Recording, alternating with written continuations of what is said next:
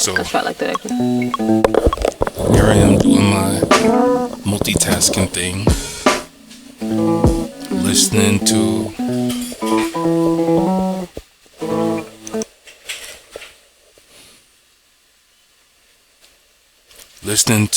Delisha J, uploading content, and I remembered that I'm supposed to be doing this video talking about the 6888 movie. I watched it last night, and I got mixed reviews on it because the story of the 6888 is great. It's great. It's great. You know what I'm saying? These ladies, they earned our respect. They earned a place in history. They learned the right to not have been forgotten for so damn long. I don't know how many people knew about this company in the U.S. Army. I think the U.S. Army Air Corps, I think. It's a battalion in World War II. Okay, so I'm sitting here, I'm thinking, does Tyler Perry have to put so much bullshit in his movies? First bullshit that I'm calling out is the relationship between the private and two men. Why? Why was that so damn necessary to put throughout the whole fucking movie? Alright? It was cool to talk about, the friendship, the camaraderie between the ladies in the company. You know what I'm saying? It was, mainly 6 females, you know what I'm saying, that were clicked together. Probably 5. It's either 5 or 6. You know what I'm saying? And then it was the captain and her lieutenant. So it's like, that was cool. That was cool. That was cool. Being in the military and doing these military movies, there's certain things that I look for, and it's like Saving Private Ryan. When you think about how Tom Hanks' character had to lead his squad across treacherous terrain. I'm not going to use a big word.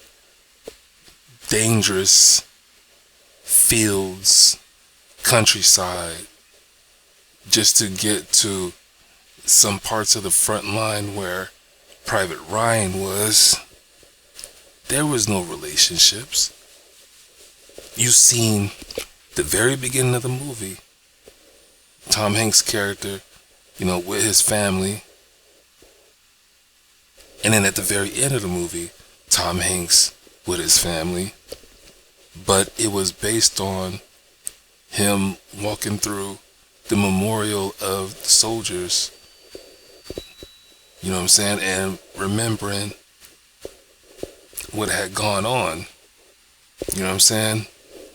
And it's like the movie is cut and dry, you know what I mean. What's that?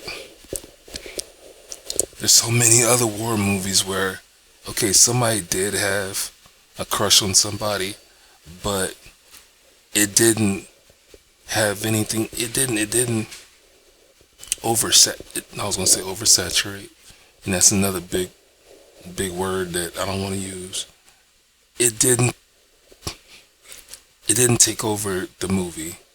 It didn't bogart the movie. It didn't, you know what I'm saying? It wasn't the main focus of the movie. But with this shit, it's like, come on, for real? We gotta keep going back and forth with her and these men. You know what I'm saying? She can't keep her focus. No, Tyler Perry couldn't keep his focus. You know what I'm saying? It's like, I didn't get that. I really didn't. And it messed me up. Because me and my brother, we talk about this all the time.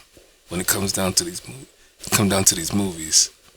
It's like, what does sex have to do with a non-romantic movie? You know what I'm saying? I would expect it in a romance movie. I would expect it. But in a movie that's not supposed to be romantic, it's a drama, it's a thriller. You know what I'm saying? It's a brain twister. It's, maybe even be a horror. It's like, yo, what place does it have? What place does, kissing and hugging and cuddling have to do with those other 4 genres besides romantic films? There's no place for it. You know what I'm saying? There's shit that, there's a story that you need to tell, and it's a story that you gotta stick to. So, was there anything else that bothered me about this movie?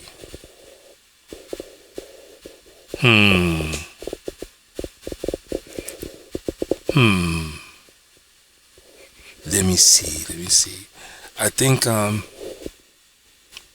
liked how he showed the segregation, how it was in 1940, in the mid 1940s. You know what I'm saying? That was spot on. How racism was in the military, that was spot on. How the officers, who wasn't brown, treated our people, and that was spot on. And how the captain had to keep reminding her troops that, you gotta have some integrity. You gotta keep your bearing. Despite what the challenges are, we knew these challenges was gonna be here. We was dealing with it in the real world. There was no escape. So it's like, come on now, what you thought? Let's see. But I think other than that, telling the story of what was going on with these ladies, I think that was cool. But I think it should have been the main focus. You know what I mean? It's just, it's one of those challenges where, for one, if you're gonna make a film about us, you can't drop the ball. You can't leave room for mixed reviews, because so many people are gonna be judgmental, and even how they say it could be your own people sometimes. Well, here it is. It's like, we have to live up to a standard, and then we have to live beyond that standard 110%. You know what I'm saying? It's like we have to live up to a certain standard, but then we have to push the bar up even further. Because it's like, when it comes down to these movies and entertainment, this is 2025. This is 2025. For all the time that movies have been, that people have been making movies with us in it or about us, this is the time in life where we need the message to be clear for the next generation. We need movies that parents and adults can pull these kids away from the phones, away from the computer, away from the friends, and sit them down and be like, watch this. And the kids are going to have something that they can keep their attention to. Something that these kids be like, oh, okay, I'm down with this. That's the target. That's the target, and that's the mission. But when these movies are dry, if you got a 2 hour long movie, how are you going to keep somebody's attention for 2 hours? So if you got to tell a story, if it takes you 2 hours to tell a story, I think it's something wrong. People's attention span is not, 2 hours worthy. Am I saying that right? Our attention spans, we get bored within the first 15, 20 minutes. I know I do, and I'm 50.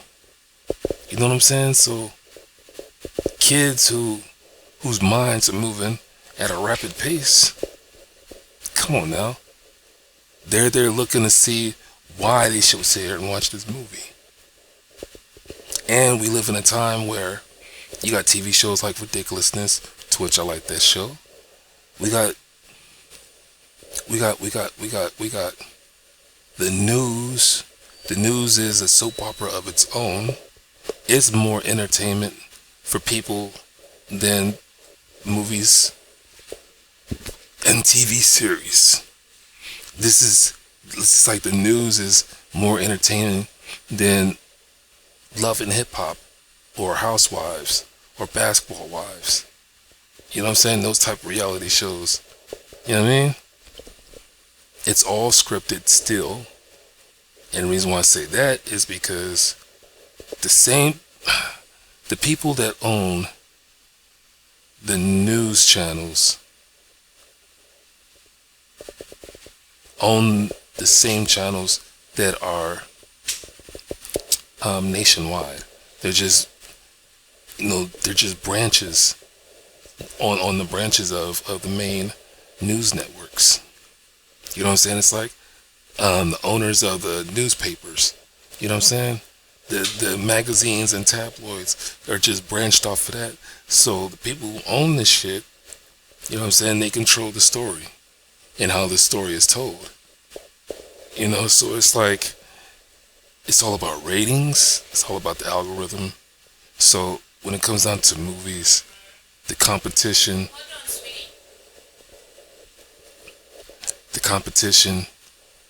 is that standard, that bar standard. And that's why we have to go above that standard and keep our kids in tune with some real shit, because there's too many distractions out there. And I think that's the main thing that bothered me with this movie and a lot of movies that are out there, is that, okay, who are you targeting? If you're targeting adults, come on now, look at how adults are living now. Some of them are too tired to even sit down and watch a movie because they're grinding. They say work smarter and not harder. Who's thinking about that when we live in this time and age? And to set it in stone, people have been trying to do something that their parents couldn't do. And they're falling into the same vicious cycle. You wake up, you get the kids ready, you get yourself ready, you go to work, they go to school, you get off work, you pick the kids up, drop them off at the house, wait for the babysitter, get back to work. By the time you come home, if you didn't take that time off, by the time you come home, you're still tired because it was like fool's day's work. And then you gotta sit back and try to get the kids fed, homework done, settled in for the night, and then you gotta try and get some sleep yourself. So while the kids are still, toddlers, you know what I'm saying, until they get to be, like preteens, we're trying to make them grow up fast so they can take over the responsibilities of the house. So it'll take away from so much that the parent has to do. So I'm like, come on, man. It's a vicious cycle. They're trying to do something that their parents didn't do. They're trying to do something different from what their parents did, because they're like, as kids, they're like, I don't want to put my kids through this. Which is fucked up, because Why should kids even be thinking about having fucking kids? That's another fucking vicious cycle we gotta break. Fuck them kids, man. Fuck them kids. Kids should have a childhood. No doubt they should have a fucking childhood. And a big problem with that is parents don't do proper planning. They don't do any planning. They just fucking have kids. So there is no parent planning. There's no parent planning in school. There's no parent planning before you get married. The conversations are very vague. People don't sit down and talk about what are we going to do if this, if that, if this, if that, if this, if that, before they even get married. They don't do that shit. They most definitely don't do it. Look, my bad. My bad, my bad, my bad. The 688 movie, I give it mixed reviews. I don't like the relationship in it, the relationship topic. You know what I'm saying? I don't like the way that it became the main focus. You might as well say this was a romance movie, because it was there all the way through, even to the very fucking end when she says, oh yeah, and we got married. You know what I'm saying? If you didn't see the movie, sorry about the spoiler. But it's like, come on, for real? For real? At least I didn't tell you which man she married. Alright? So here it is. It's like, the fuck, man? If it's gonna be about a romance, don't sell it to be about the whole fucking company in the goddamn war. The only company. I'm not in a hotel. I'm not in a hotel. There's gonna be sounds in the background. It's the only melanated company that was overseas. That's bullshit. Now that come to think about that, they entered the war towards the end of the war. Okay, and it wasn't the only female company. See what I mean? This, now that I'm thinking about it, I'm like, man, I've been watching documentaries on World War II for the longest time. And they keep adding, you know what I'm saying, more documentaries out, you know what I'm saying? They sprinkle us with documentaries here and there. And it's like, we gotta piece it together, unless you want to become a fucking doctor or have a PhD in history. You know what I'm saying? So, no, there have been so many female battalions, brown female battalions and companies and squads that were in World War II from the beginning to the end. So what the fuck, Tyler Perry? You can't even sell that straight, because it seems like you're targeting ignorant people. So it's like, seriously, do you fucking hate us? Do you hate us? And do you hate us so much that you can't get the fucking shit straight? If you're gonna tell a story, tell it straight. Okay, it starts off with, it's based on,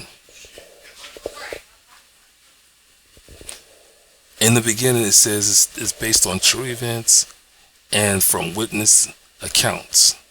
Accounts from, witnesses testified and talked about the shit. Meaning, you interviewed people, you got their side of the story, and you were supposed to make the movie based off of what they fucking told you. You know what I'm saying? There were other people, there were other females there dealing with relationship shit. If it was gonna be a romance movie, how come you didn't fucking talk about their relationships? They struggled. They was horny. That one female, you know what I'm saying, full-figured female, she was like, yo, I'm gonna tell you the truth about why I'm here. I'm here for the men. So come on now. These females had more of a story to tell than just that one female. And if you're gonna spend 2 fucking hours on a goddamn movie, then how come you didn't talk about their relationships? They were all in it together. It was convenient for you to pull them together whenever that fucking female went into the bathroom and started crying and shit. They all had moments where had to break down and cry. How come you didn't talk about that shit? Man, see, this is what, man, man, see, it's hard for me to watch movies. It's hard for me to try and get entertained by something, because after thinking about the shit, it's like, okay, so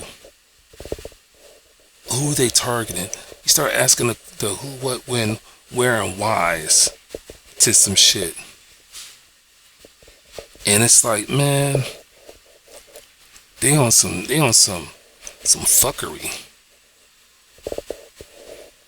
Really, really, really, really. Okay, remove the claim song while keeping other sounds such as, okay, let's do that.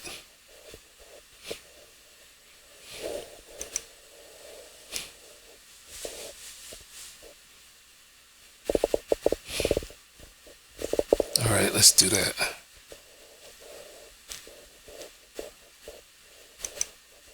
Oh, wait a minute.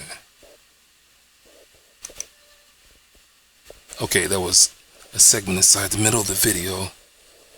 Okay, that's cool. So anyway,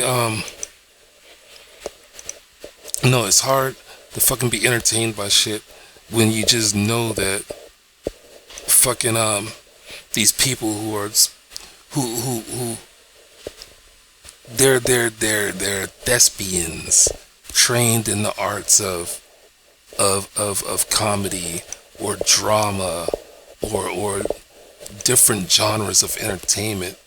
You know what I'm saying? They've been wanting to do this their whole life, or they stumbled onto it and boom, now here it is. They're getting paid to fucking try to get more money. Nah. You know what I'm saying? I think that actors really believe in what they're doing. You know what I'm saying? Look at Taraji P. Can't take nothing from her. The fucking woman, it looked like making movies aged her. She looks sick. I know she might have did that for the role, but she did that for the role. She did that to entertain us. But once again, Tyler Perry dropped the ball on that fucking movie, I believe. That last, what was that? That movie about her and the post office. No, not the post office, but about the bank. Came out a few months ago. 2025, so like June, July, some shit like that. So anyway, I bitched a lot, and I feel like it was warranted, because as far as that movie go, the 6888, once again, those women deserved and earned the right to be remembered. They did something that no one else could do, and they did it under impossible odds, and they did it faster than what they were supposed to have done it. They had a time limit, a 6-month time limit to complete their mission, and they did it in 90 days. That's half the time. So it's motivation for anybody to say, yo, if you got a mission, you gotta keep your bearings and your integrity, and you just gotta fucking get 10 toes deep into that fucking mission and get it done. You gotta get it done. And see, for me, I'm needing that type of motivation because I have a personal mission, and it's like I need to get it done. I gotta get it done. And so it just pisses me off when when life comes and kicks me in the ass, and I'm like, yo, I gotta use these videos as therapy, because I can't let it linger in my system. I can't let it linger in my soul. So anyway, don't just take my word for it. go ahead and watch the movie 6888. It's on Netflix. And there's also a documentary. No. Never mind. My bad. I'm thinking of, let's see, check this out. I just watched The Piano Lesson a few days ago. That movie right there, can't complain about that movie at all. So, if you would, watch this movie and then go and watch The Piano Lesson and look at the difference between the two movies. And let me know in the comments whether I had a, whether whether bitching about this movie was worth it to you. I don't know. Some shit. Let me know what your opinion is. You know what I'm saying? One movie versus the other. You know what I mean? Question everything that I'm talking about when it comes down to the 6888.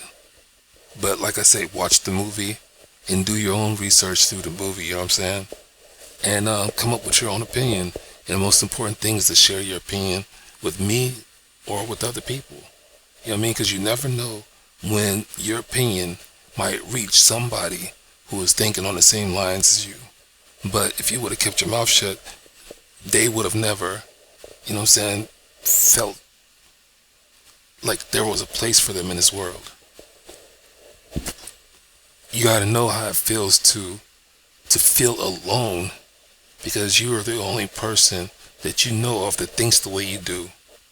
Especially when you have so many people that disagree with you. You feel alone, man.